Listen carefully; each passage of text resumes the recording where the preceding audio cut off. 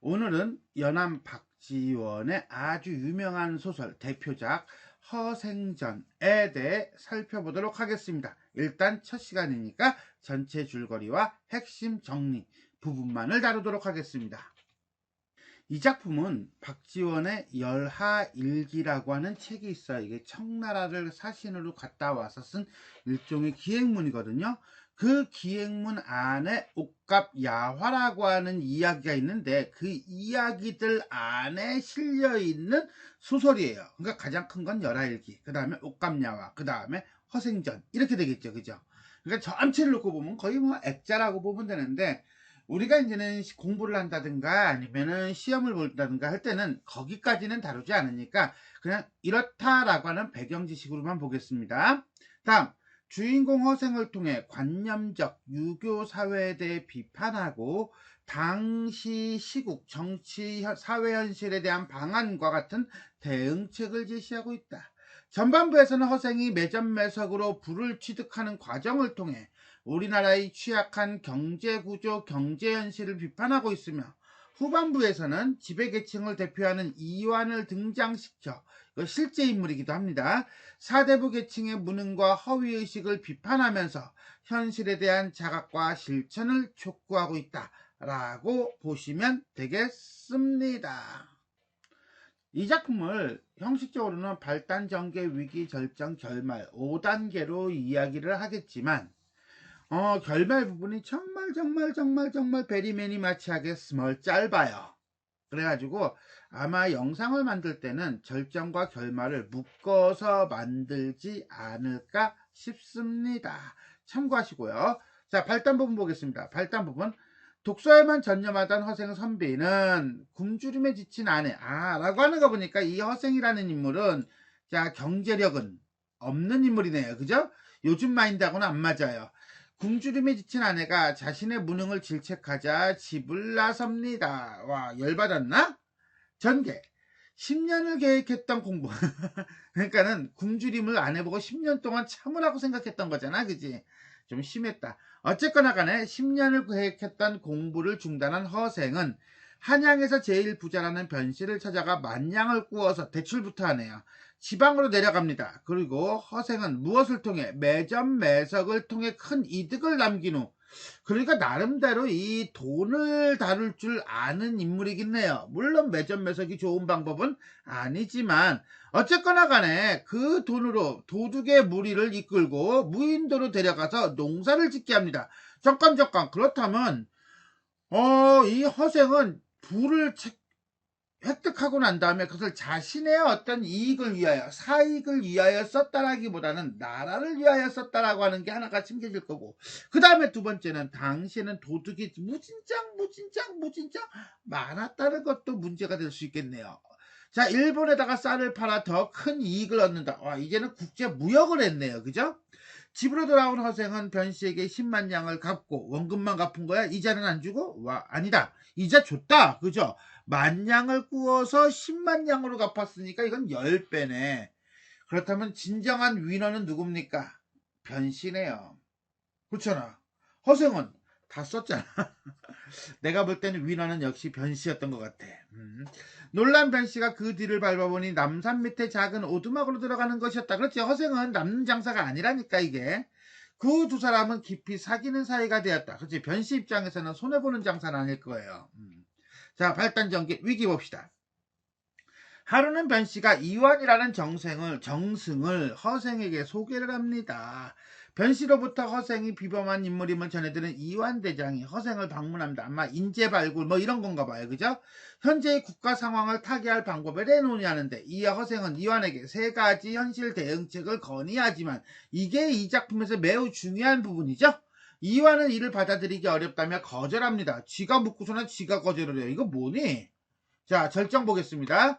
허생이 명분만 중시하는 집권층의 행태에 격분하며, 그렇지, 기껏지 물어봐가지고서는 얘기해줬더니 안 된다고 하니까 짜증나겠지. 북벌론의 허구성과, 그럼 당시 정치 현실은 뭐야? 북벌론이죠. 자, 북벌론이라고 하는 건 언제 있었습니까? 병자호란 이후라고 보시면 될 것 같아요. 그죠? 집권층의 무능력을 비판한다. 결말 이튿날 허생의 비범한 인품을 알게 된 이정승이 다시 그를 찾아갔지만 이미 허생은 어디론가 사라지고 없었다. 뭐야? 결말이 오픈이죠? 자, 열린 결말 구성을 가지고 있다라고 보면 될 것 같아요. 아마 이게 너무 진보적이지 않았을까? 그래서 만약에 이 허생을 그대로 놔두면은 이 작가 박지원의 목숨이 위태롭다라고 생각하지 않았을까? 그래서 이런 열린 결말을 한 것이 아닐까? 뭐 이런 생각도 해봅니다. 그런 사례가 있냐? 그러면 있잖아요. 누구? 허균이요. 허균은 홍길동전을 짓고 그리고 난 다음에 뭐 여차해서 정치적으로 많은 문제가 발생하고 역적의 혐의로 죽죠. 사형을 당합니다. 이런 점에서 본다면 뭐 당시는 어떤 진보적인 어떤 개혁적인 사고 내지는 주장이 받아들여지지 않던 시대였다라고 볼 수 있겠습니다. 뭐 언제나 그런가.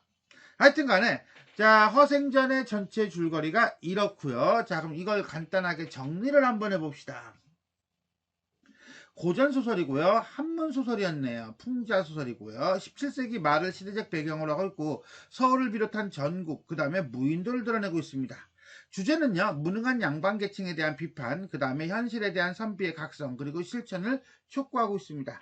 우리가 결말 부분에서 봤죠? 미완의 결말 구조예요. 이 미완의 결말 구조를 통해서 허생이란 인물이 평범하지 않은 인물임을 부각시키고 있다 라고 볼 수 있겠습니다. 이 작품은 기본적으로 열하일기라고 하는 전체를 놓고 보면 액자형 구성이지만 이는 크게 다루지 않고 그 다음에 이 결말 부분은 상당히 많이 다룹니다. 어떻게 되느냐면 이렇게 끝나요. 이튿날 다시 찾아가 보았더니 집이 텅 비어있고 허생은 간 곳이 없었다. 끝. 엔딩. 이렇게 돼요. 자, 당대 현실에 대한 비판적 시각을 가지고 있던 허생은 현실을 개혁하고자 이완대장에게 세 가지 계책을 제시합니다. 앞에서요. 그러나 대의 명분을 중시하는 이완이 제안을 거절하자 허생은 이튿날 종적을 감춥니다.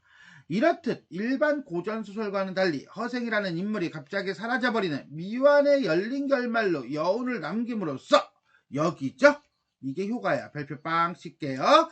허생의 주장이 현실적으로 수용되기 어려운 급진적인 것이었음을 암시하며 동그라미 1번 허생의 이인다운 풍모를 강조하고 있다. 동그라미 2번의 효과를 가지고 있다 라고 보시면 되겠습니다. 두 번째, 당시 현실의 반영과 실학사상을 바탕으로 현실개혁 의지를 드러내고 있다. 의지만 드러난 거죠 뭐. 첫 번째, 신분제예요. 자, 신분제는 이 아내, 허생의 아내의 목소리를 통해서 드러납니다. 자, 장인바치도 배울만하다, 장사도 할만하다 라고 하면서 마지막에 승질을 내죠. 뭐라고? 자, 밤낮으로 글을 읽더니 기껏 어떻게 하겠소? 라는 소리만 배웠단 말씀이요. 장인바치 일도 못한다, 장사도 못한다. 그렇다면 도둑질이라도 못하시나요? 야, 여기서 이제 완전히 열 받은 거야. 어떻게 본다면 이거는 비판의식 내지는 비판의 절정 뭐 이렇게 쓸 수도 있을 것 같아요. 그죠? 요 대목에서 비판의 절정이 나오고 있다 라고 보면서 이거는 이 허생이 양반이면 허생의 아내도 역시 양반 출신이잖아요.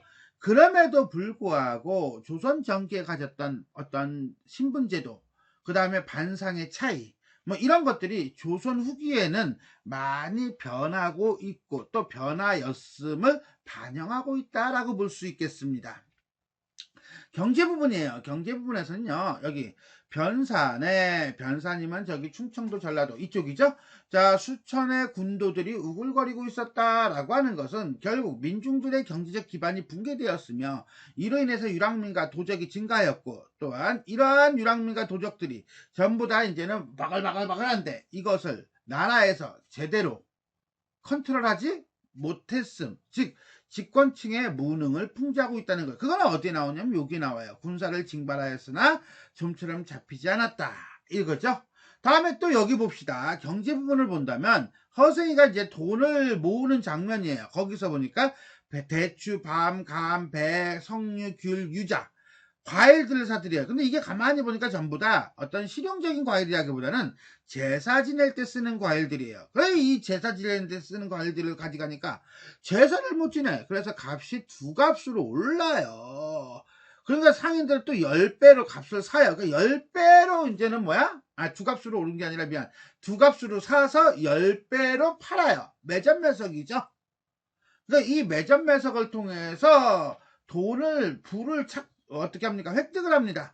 그러면 허생이 한마디 하죠. 뭐라고요? 만냥으로 과일값을 좌우했으니 우리나라 형편을 알만하구나 라고 얘기해요. 이는 결국 무슨 소리냐 그러면 당시 경제 구조가 매우 취약했음을 드러내고 있다 라고 보시면 됩니다.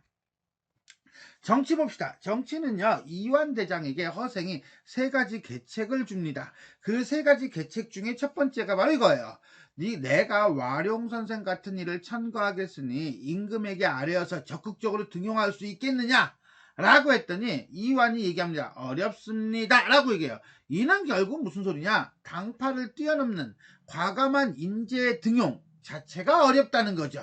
즉 조선사회 당시 인재 등용에 문제가 있었음을 드러내고 있습니다. 다음에 외교적인 측면을 볼까요? 외교적인 측면을 보니까 니네들이 명나라를 위해서 복명을 주장한다며 라고 얘기를 한단 말이에요. 그러면 너희들은 왕가의 딸들을 모두 그들에게 시집 보내고 훈척 권기의 집을 빼앗아서 명나라 사람들에게 나눠줄 수 있겠느냐 라고 했더니 노 땡큐 이런단 말이에요. 즉 무슨 소리냐? 왕실과 세도가들의 탐욕을 풍자하는 한편 명나라에 대한 은혜를 갚기 위해 청나라를 치겠다라고 한 북벌론, 이 북벌론이 뻥임을, 허구성을 가지고 있음을 비판하고 있다라고 봅니다. 한 번 더 가죠? 자, 여기죠. 외교에서 또 하나 뭐냐 그랬더니 국중의 자제들을 가려 뽑아 머리를 깎고 대놈의 옷을 입혀서 그중 선비는 가서 빈공과에 응시하고 서민은 멀리 강남에 가서 장사를 하면서 전하라 청나라의 실정을 정탐하는 한편 청나라 후골들과 결탁한다면 나라의 치욕 병자호라는 치욕을 갚을 수 있을 것이야 라고 얘기합니다. 그랬더니 누가 변발을 하고 누가 청나라 옷을 입겠습니까? 라고 한다는 거예요. 야, 병자호란의 치욕을 갚고 싶다며. 그러면 치욕을 갚으려면 뭘 못하겠니? 해야 할 거 아니야. 했더니 나 땡큐. 우리는 명분이 중요하고 체면이 있지. 뭐 이런단 말이에요. 자, 이걸 통해서 당시 위정자들의 무능력과 북벌 정책의 허구성을 드러내고 있다라고 보시면 되겠습니다. 자, 우리는 이제 이렇게 해서 당시 사회상을 봤다면 이제 인물과 인물 간의 관계와 함께 인물의 특징, 성격을 살펴봅시다. 일단 첫 번째, 허생의 처가. 허생에게 뭐라고 합니까? 장인밭이 일도 못한다, 장사도 못한다, 그러면 도둑질도 못하시나요? 라고 얘기한다는 거예요. 즉, 허생의 마누라는 상당히 진보적인 사람이에요. 그죠? 양반도 먹고 살기 위해서는 신분과 상관없는 실용적인 일을 할 수 있다라고 무능력한 양반을 질책하는 인물이다라고 보시면 돼요. 자, 변씨. 이 변씨는 허생에게 만냥을 꿔주는 인물이죠. 그 사람은 허생을 바라보면 이렇게 얘기합니다.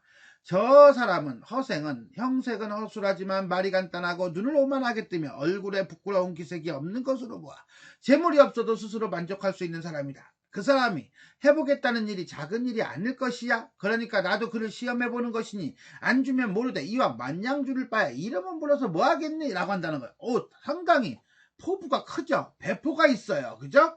일단 허생은요, 사람을 판단하는 기준을 외양과 태도를 통해서 보여줍니다. 그리고 이런 걸 통해서 우리는 허생이라는 인물이 어떤 인물임을 또 드러내기도 합니다. 변씨는 어떤 사람이라고? 비범한 인물을 알아보는 지혜로운 인물이다 라고 보시면 돼요. 다음에 허생이 어떤 행동을 합니까? 매점 매석을 하죠. 이런 매점 매석을 통해서 부를 축적을 하는 부분, 이 부분은 어떻게 되냐? 이 부분에 주제가 있죠. 그죠? 만냥으로 온갖 과일값을 좌우했으니 우리나라 형편을 알만하구나 라고 하는 거예요. 이거는 당시 취약한 경제 구조를 지적하고 양반의 허례허식은 이쪽이죠. 과일을 비판하고 있다라고 보시면 돼요. 또 허생의 행적 중에 이거죠. 자, 무인도에다가 도둑들을 전부 다 모아서 먹고 살게 해주고 난 다음에 얘기를 합니다. 뭐라고? 먼저 부하게 한 연후에 문자를 만들어 의관을 새롭게 제정하려고 했대요. 즉 일단 먹고 사는 게 해결이 돼야 법을 만들든 제도를 만들든 할 거 아니냐 이런 거예요. 이건 결국 뭡니까? 이용후생의 정책이죠. 이러한 이용후생의 정책을 강조하고 있는 겁니다. 신학적 정책이에요. 이 말은 결국 당시 조선의 도둑이 부글부글한 것은 백성들을 먼저 부하게 하지 못했기 때문이다 라고 하는 걸 간접적으로 비판하고 있습니다. 자, 다음은 허생이 변씨를 대하는 태도입니다. 자, 돈 10,000냥 가지고 100,000냥을 이제는 땅 줍니다. 그러더니 변씨가 땡큐 이런단 말이야. 그때 허생이 말합니다. 뭐라고? 재물에 의해서 얼굴에 기름이 도는 것은 당신들의 말이요. 10,000냥이 어찌 돌을 살찌게 하겠소? 라고 한다면 웃기죠. 지도 돈 가지고서는 지금 먹고 살기 힘들어가지고 돈이 없어가지고 장사를 했음에도 불구하고 이렇게 재물을 경시하는 태도를 보여준다는 것은 아직까지는 선비로서의 우월의식을 지니고 있다라고 볼 수 있는 거예요. 그 다음에 허생이 이완을 대하는 태도를 봅시다. 그랬더니 뭐라고 합니까? 사대부란 것들이 무엇이냐? 오랑캐 땅에서 태어나 자칭 사대부라고 뽐내다니 이런 어리석을 때가 있느냐? 내가 3가지 계책을 말했는데 신임 받는 신하라는 게 참으로 이렇단 말이냐?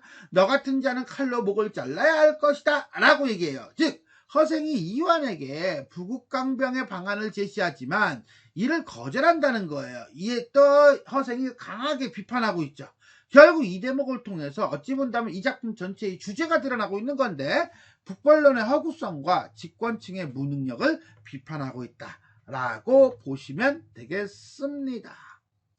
자, 이렇게 해서 우리는요 박지원의 허생전 전체 줄거리와 핵심 정리 부분에 대해서 살펴보았습니다. 자, 지금까지 내용이 도움이 되셨다면 좋아요와 구독 버튼 눌러주시고요. 알림 설정 부탁드리겠습니다. 수고하셨습니다.